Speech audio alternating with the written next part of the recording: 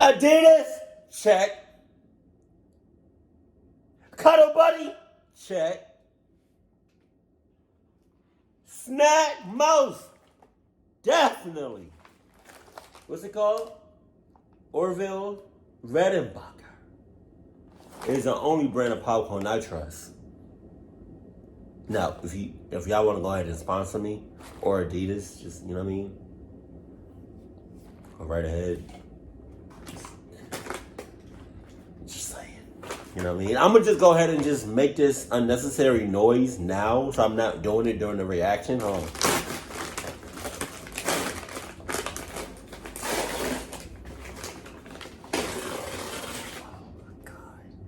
Oh my God, look at that. Look at that. Oh my God.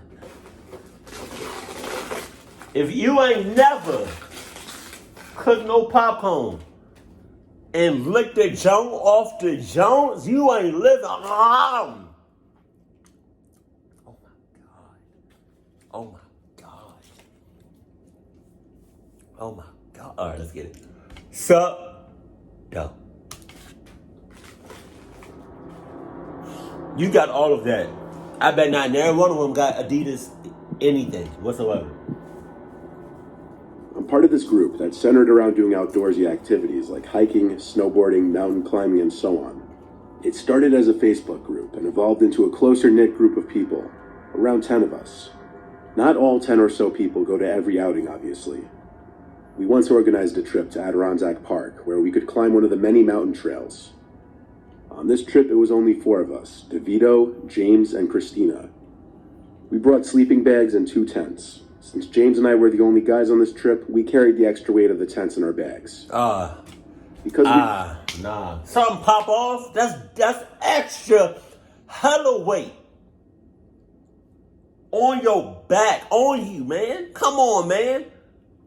That's so much unnecessary weight on your shits.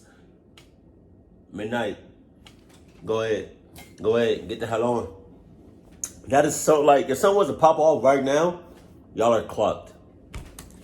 To experience this during the beautiful fall foliage, we went in the month of October. The weather was perfect, but still, once it started getting dark, we couldn't continue on the path. And we'd have to set up camp before it would get too dark to do even that. We set up camp on a hard, rocky surface, and 3 of us started collecting wood for a little fire. James poured some lighter fluid into the pile of sticks and wood we collected, and that helped get it going. Sitting around the fire, we started to eat whatever food we had packed while recounting about previous trips we'd taken together. That's when it first happened. A scream from the distance. Hell nah! Hell. Deuces. I don't know about y'all. Deuces. I'm out the deuces. Y'all can stay here. Deuces. I'm out the mother. Deuces. Peace. Deuces. Nah. Deuces. Nah. What the hell was that? A woman's scream. A scream that sounded as though someone was being attacked or feared for their lives echoed down the mountain. That's tough. The 4 of us fell silent and looked at each other. Any of us who had food in our mouths had stopped chewing. We were all just frozen for a few seconds. The scream didn't repeat. We broke the silence by asking what we should do. Wow. We should have been alone this far into the trail. Then another sound echoed down the mountain. This one a loud popping sound. It didn't sound like a gunshot at all, but the best any of us could describe it was this high-pitched, loud, single popping sound. We now agreed to put the fire out and get in our tents. We didn't know who was out there or what was going on, and we didn't want to advertise our presence. I shared a tent with James, while the girls shared the other tent. Falling asleep in a sleeping bag is always a tough task for me, and when you add hearing a blood-curdling scream out in the middle of nowhere not too far from you, it just makes it even harder. I'm fine. It was an hour or 2 that passed, and James seemed to have already fallen asleep.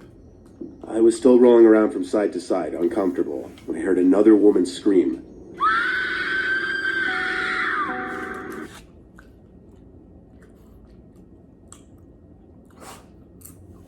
The fact that y'all still there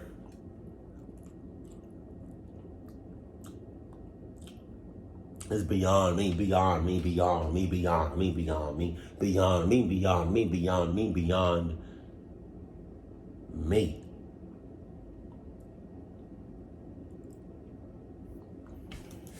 one was higher pitched and much, much closer. I sat up and looked at James, who was apparently woken up by the scream. We were scared to even leave the tent, because the scream was borderline right outside our campsite. Oh my God. We were discussing if we should wake the girls and pack it up and leave. We'd have a long hike back in the dark ahead of us. We then heard footsteps outside our tent. The sound of shoes hitting the stone floor below us. I called both DeVito and Christina's names, expecting it to be them.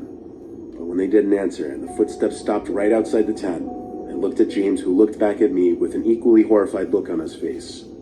Someone then started shaking our tent violently, and James and I started to scream, and we could hear the girls screaming in their tent as well in reaction to our screams. I said on the count of 3, we leave the tent and fight whoever was out there. I yelled my count to 3, and on 2, the shaking stopped.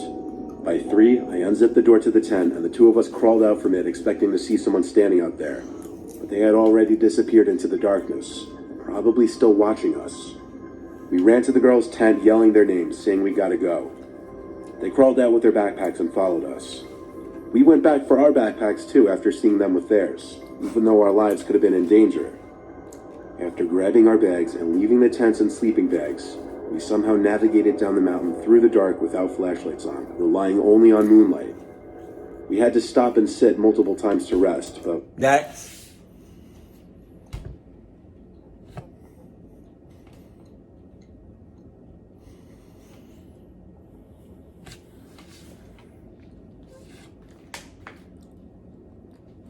Sorry. Hold on.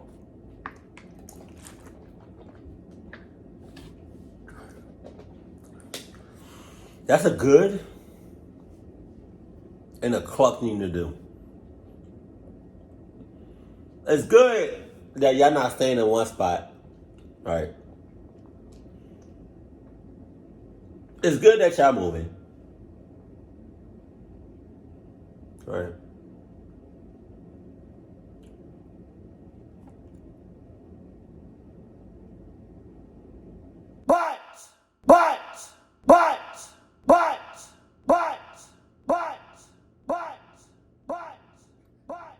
What's not good is kind of clucked up is that y'all in the woods, which y'all don't have no flashlight, which, I mean, that's okay. It's gonna draw attention to yourself, but you don't have Adidas, nothing. And then you went back for the book bag. The only logical explanation of why y'all should ever go back in a clucked up situation is because of Adidas, and that's it. Not no Nike, not no Reebok. You know what I mean? Not no Jordans. Not no Converses. If it's not Adidas, don't go back at all, whatsoever. sleep again. Not like we even had the option anymore. Plus, we were paranoid that we were being tailed. We had to just keep moving for hours until we made it back to the car. James drove us 20 minutes down the road before stopping, and then we slept in the car. We all woke up past noon because of how much walking we did and how late we finally got to fall asleep. We told the whole group about it the next day on the drive home. To our knowledge, nothing ever came up on the news about any kind of murders or weird happenings in the Adirondacks around that time. It was in October of 2017 if anyone wants to do some detective work of their own. I'm good. This still holds up as the scariest and overall worst night of my life. Oh, yeah?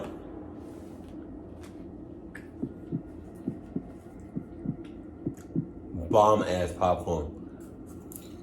My uncle is notorious in my family for being a... That mountain tall as shit. Like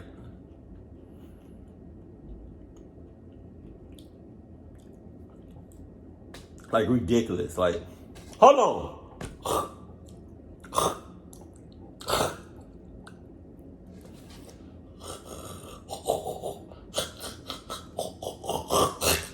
I'm so sorry. Jesus. Ugh.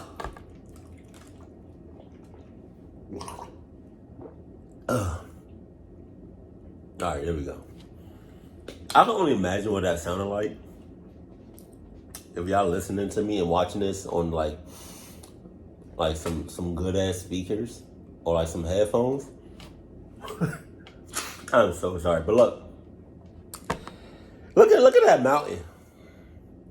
That mountain tall as shit, like dumb, stupid high, right? But what's that white shit? Is that snow? Because if that's snow and the mountains are higher than the clouds, where that snow come from? In cahoots. I'm always worrying my mom, other uncles, and grandma, especially considering he's been on multiple medications for decades. He's what you'd call an adrenaline junkie, and he's climbed over 5 mountains in his life. Wow. Most notably Everest. Well, he's attempted Everest, but he didn't make it to the top. Something in his living on edge personality and mentality slightly changed after he attempted to climb Everest. I was just 10 years old when he did, and even I remember the change. It wasn't until 5 years later that I was told just what happened on Everest. My uncle went alone on his expedition, which may have been his biggest mistake. He said he stayed at base camp for a full day before continuing his climb beyond that point. At first his climb was easy, he says, and as one would imagine, it got gradually more difficult. Even though it's a well-known fact that many bodies of previous climbers are still to be found on the mountain, my uncle says he never expected to actually find one. He entered the death zone, which is the area. Oh my God. That's literally translated to the cluck zone. Well, no. The cluck zone.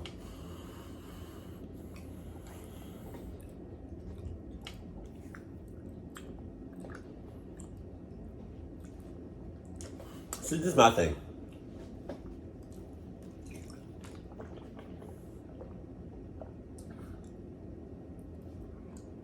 Right? This is my thing.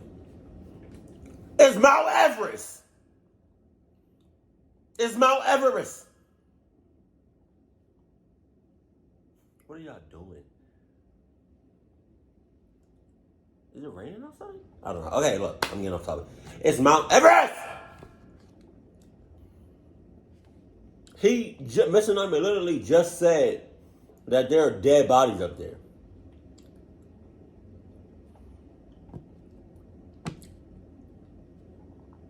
That's a literal sign and a physical sign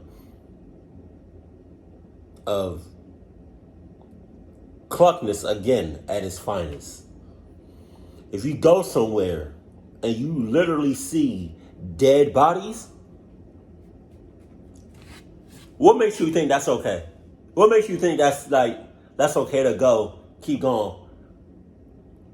What makes you think that? Huh? Because it's damn sure not Adidas. It has to be Nike in your head, Reebok in your head, Converse in your head, Skechers in your head. What's another one? What's another one? Wow. Excuse me. You know what I mean? It has to be every other shoe company in your head. Because why on earth would you go forth if you literally saw dead bodies? The mountain where the high altitude results in a lack of available oxygen for humans to breathe. This is usually above 8,000 meters, and most of the 200 plus climbers who've died on Everest have died in the death zone. People are advised to not stay in the death zone for more than 16 to 20 hours. While in this zone, my uncle saw his first dead body lodged in a ravine. And being the happy, uppity, bubbly person he is, it was a shock and truly disturbing to him. He described his mood change from, in his words, feeling alive and on top of the world, to in over his head and mortal. Nevertheless, he progressed onward, and when he was tired, he took a break and sat down.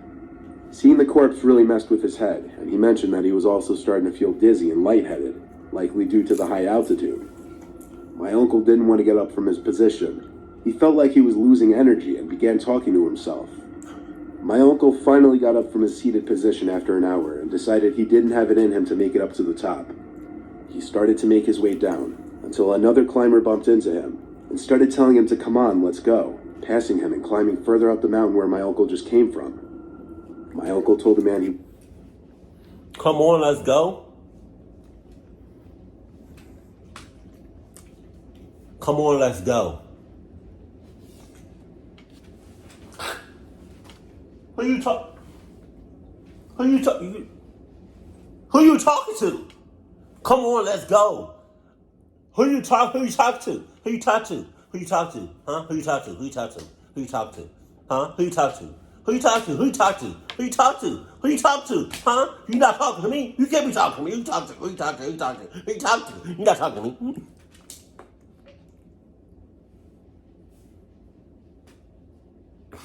I'm so stupid. I'm so stupid. No, but dead ass. Who are you talking to? Like, who are you talking to? You talking to these dead corpses? Because you can't be talking to me.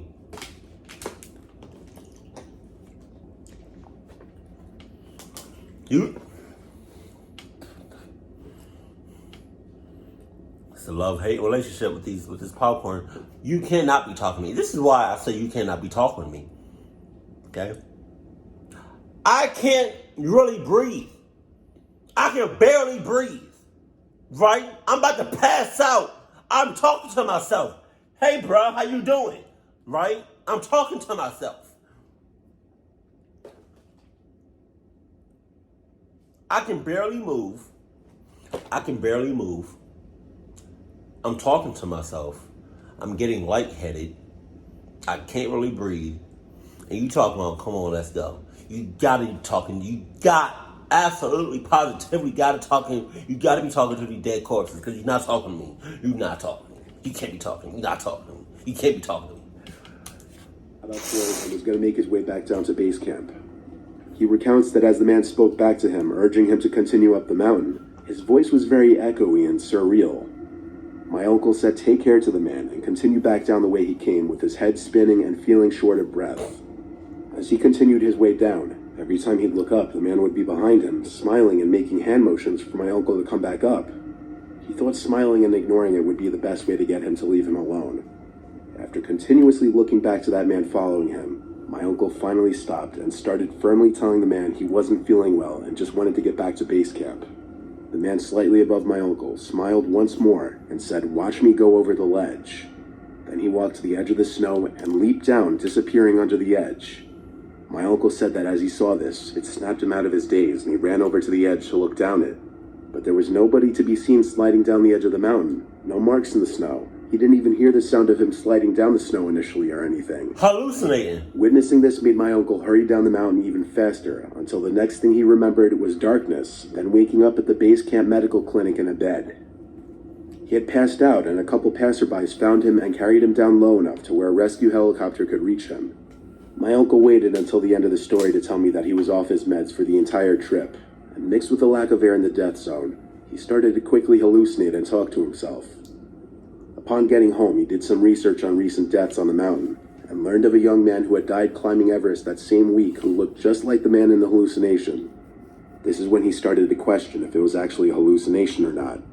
However, the death was reported before my uncle had this alleged hallucination. He still says he's not entirely sure what he saw was a hallucination. It was. I don't press him for more details about this story, as like I said, it's changed him and it's clearly left some kind of mental scar on him. I can't imagine how horrific of an experience this was for him. He was hallucinating like a mother clucker. What are you talking about? What are you talking about? Like, what? Is this the Mr. Ballin 411 series where people go missing? Huh? You literally just saw him, right? A few seconds go by.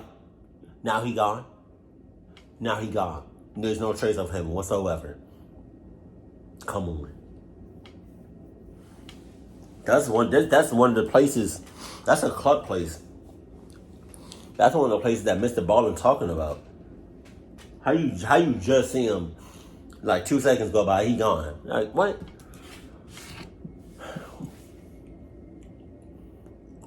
I once drove up to Banff National Park in Canada for a day of hiking and climbing. The park is home to numerous mountain climbing trails, and there's a scenic escape from the city for me to clear my head. I was going through a recent breakup and wanted to get out and get my mind off of it, and I thought this was the best way to do that. I had all my necessary tools in my climbing pack, including rope, a helmet, harness, quick draws, and whatever else I could fit in the bag. I hiked through half a mile of forest until I found a good rock wall I wanted to scale. So I found a strong enough tree to use as my anchor point and wrapped some rope around it. You may be asking why I started from the top instead of the bottom. Well, normally if I were on a known route, there would be eye bolts that are anchored into the rock that I could have just clipped my carabiner to. And when the carabiner is attached, then I'd clip my rope. As I climb up, I would place another carabiner or anchor and so on. But since I was making my own route on this day, I had to anchor at the top of the climb, which is called top roping, and rappel myself down to set each bolt. At the end of all of this, I'll be at the bottom and able to climb up after setting my own route. After I was all set to go, I started to rappel down the face and set my bolts. To skip all the mountain climbing terminology and talk, as I rappelled down, I eventually came across a cave in the face. It was literally this big hole in the mountain wall, but it seemed unusual to me because usually a cave entrance is ground level. I was intrigued, so I climbed inside of it. Oh my God. I had plenty of rope to allow me to go inside. I was sitting at the edge of this opening, looking inside, and it got pitch black in there not too far from the entrance. Wow. I wondered how big this cave was, and if it led to a separate entrance on the other side of the mountain. Yeah, and I wonder how big your asshole is because you about to get caught in unnecessary blood everywhere. But more importantly, I picked up on this buzzing sound from deeper in the cave. It was this very low note kind of buzzing, like you'd almost miss it if you weren't paying attention. I walked very slowly deeper into the cave, and as the humming got slightly louder, I said hello into the cave. Not because I was expecting an answer from anyone, nor did I want an answer. I wanted to see how much of an echo there would be, to give me an idea of how deep this cave went. And there was quite a loud echo. Oh yeah? But on top of that, the humming or buzzing sound stopped after I said it. I was creeped out, no doubt, but I was still intrigued as to what that buzzing sound could have been. Come on, man. I stepped just a little more into the cave, the rope starting to wedge at the top of the cave entrance now. I started to hear this slow, deep breathing, and I suddenly knew I wasn't in the cave alone. Perhaps there was an animal in there. I started to back away slowly out of the cave. When I felt I was close enough to the entrance of the cave, I took out my flashlight from my backpack, aimed it into the cave, and my finger quivered over the button for a few seconds. In a moment of poor judgment but pure curiosity, I turned the flashlight on, and the cave lit up a bit.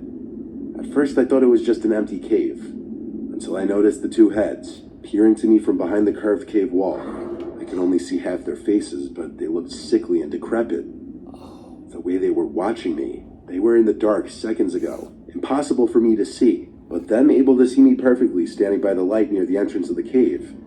I turned off the flashlight and ran for it back out of the cave. I started to climb back up the face, when I felt a grip around my ankle trying to pull me back into the cave. Shit! I kicked as hard as I could at my attacker, and I felt my shoe hit their face. In response, the sickly-looking person let go, and I heard him make this horrible shriek of pain. He sounded less human and more like some literal cave-dwelling monster. I didn't look down. I climbed the rock wall faster than I'd ever climbed. I don't think either of those two barely human things I saw in that cave attempted to come out and grab me. I made it back to the top in a surprisingly quick amount of time due to adrenaline. The reason I didn't just allow the rope to safely descend me down to the bottom instead of climbing to the top was because I feared they would grab the rope and pull me back up. I carved 2 big X's at the top of the face, and then 2 more at the bottom, indicating to whoever passes by here not to climb here. I hiked my way all the way back to the side of the road where I parked my car. I had a long drive home lost in my thoughts, appreciating my life and scared shitless, wondering what the hell was wrong with those people in that cave. Why were they in there? And what were they going to do to me? Come on. I'm telling you, they looked pale and sickly. They were not regular people.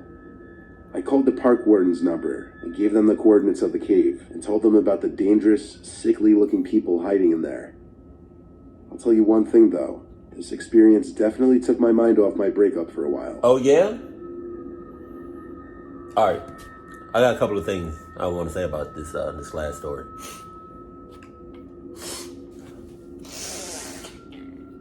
My nose, Jesus. Okay, come on. End it. Hurry up. Okay. So he said, I climbed the rock wall faster than I'd ever climbed. I don't think either of those 2 barely human things I saw in that cave was at the top of the face, and then 2 more at the bottom, indicating to whoever passes by here not to climb here.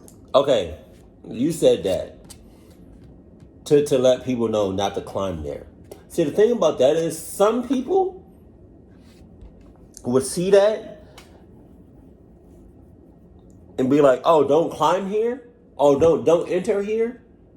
Oh, don't go there. Don't do this. Don't do that. some dumbasses, some cluck asses are going to do the complete opposite of that. So you're better off not doing or saying anything whatsoever. You're better off just leave it alone and let people just get clucked up. And what are you talking about? Hold on. I hiked my way all the way in that cave. Why were they in there? And what were they going to do to me? What were they going to do to you? I have a good hunch. I'm not 100% sure on what they might have done to you, but I can come pretty damn close. I guarantee you they don't got no condoms. Right? So, any and all diseases that they have, they're going to give to you. Right? And cluck you up with their multiple dicks. Just want you to know that. Okay? Don't ask me how I know they got multiple dicks, but I should probably use a different word than saying dicks. Cause for like a vagina, it's weird for me to say. I say wet rocks because of YouTube, right? So I don't know what I would say for dicks. Cause I got like kids watching my show. Oh, I gotta figure it out. But the one that really took the cake was the second one with Mount Everest. Yeah, that's my thing though. Like, if you see some dead bodies, or even one dead body, shouldn't that be enough for you to be like, oh my God, oh shit, that's a dead body. Maybe I should not be here right now. Maybe I should just get the hell on before I end up like this mother clucker right here. Nah, some people don't think like that. Some people don't think like that. Some people don't think like that. But I guarantee you, if he had on Adidas, first of all, he would just be stay at the base of that mountain. Base camp. Oh my God. And then with the first story, everything would have been cool if they heard that first scream and they got the hell on. Because the first scream I felt like was that was weird. The first thing the first scream in the first story was like, ah. Oh yeah? Because it could have been a whole setup for all we know, right? It could have been like, ah. Oh yeah? So y'all just not gonna do nothing. Okay. Do another scream? Ah. Wow. Huh. Hey, we got some cluckies in the building. Let's go. Ha. I'm just saying. But nah. Always exciting time when Mr. Nightmare uploads a video. It's a good day.